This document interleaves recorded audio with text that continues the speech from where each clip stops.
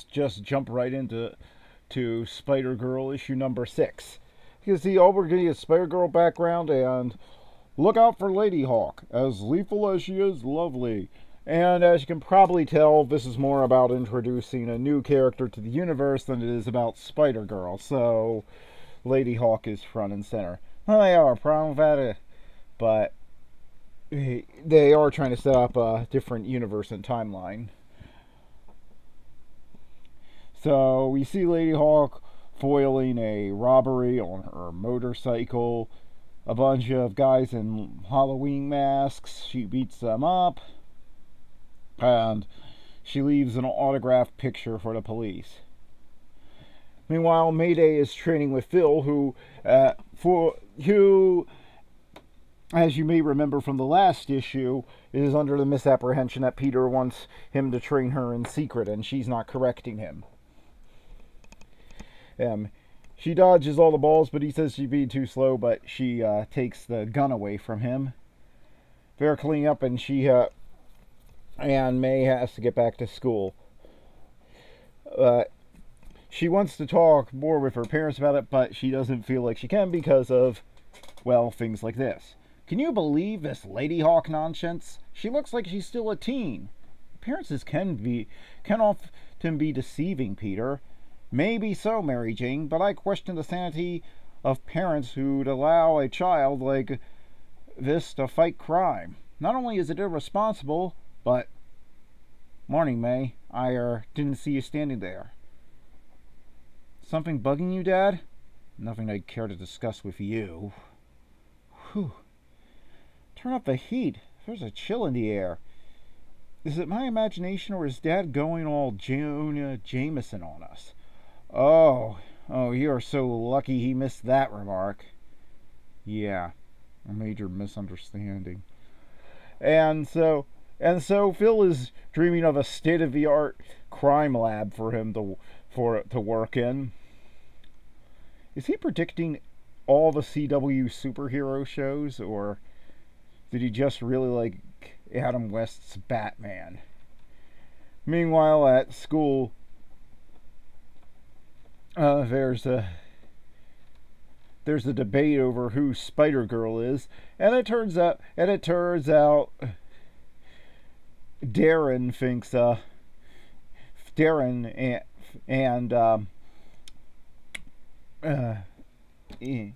it turns Courtney Darren. They think Courtney Darren is Spider-Girl, which is kind of funny.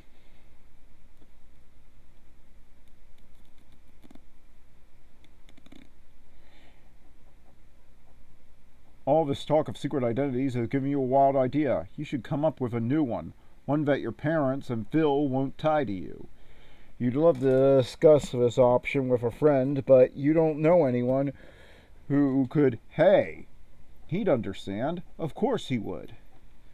His name is Franklin Richards, and though the popular press usually refers to him as Psylord, the youngest member of the Fantastic Five, you recently ran across each other at the F5 Museum, but your attire was far more distinctive at the time.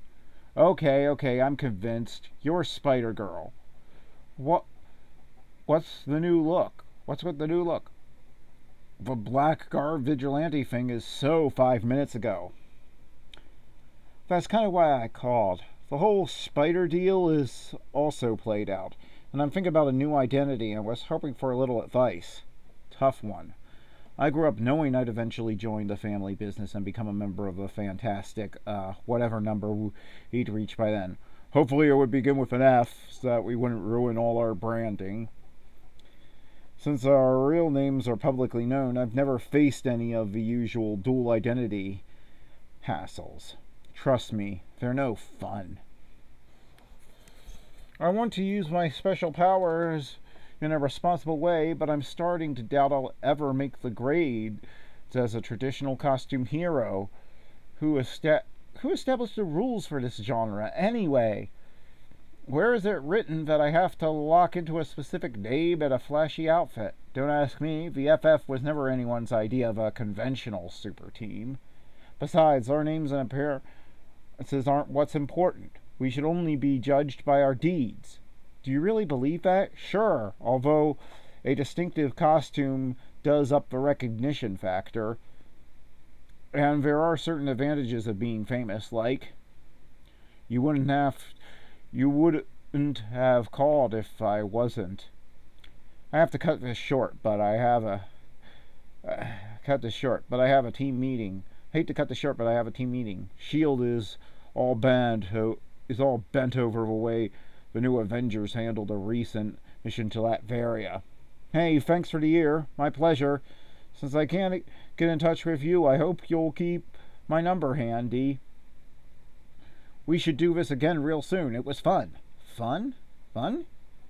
He thinks hanging with you was fun? Woohoo! You spend the next several minutes reveling in the mental replay of his final words. But then, even as you complete a spectacular triple somersault, you suddenly sense danger. Freeze! I have no idea why you're doing your Bugs Bunny dance across the rooftops, lady, but your fashion statement had a definitive cat burglar motif. Cat burglar? Me? What? I'm Spidergirl. Pardon my skepticism, but right. Hey, I'm serious. My usual web-covered costume is, at the dry cleaners. You need a major makeover, honey. If this fashion disaster is your best fill-in wear, come on. You can see I'm not trying to hurt you. I hope you enjoy the hint of vanilla in my gas grenades. And so, there's a lot of heroes fighting. She chases her to a warehouse. We then get an